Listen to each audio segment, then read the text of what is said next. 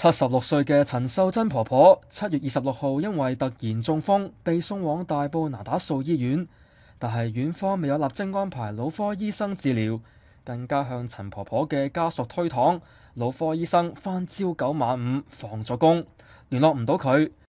家屬於是要求院方為陳婆婆注射靜脈溶栓治療，打通血管，但係院方就以病人情況嚴重為理由拒絕，只係處方亞士匹靈。相隔16個鐘頭，第二日腦科醫生出現嘅時候，就宣布難以醫得返好。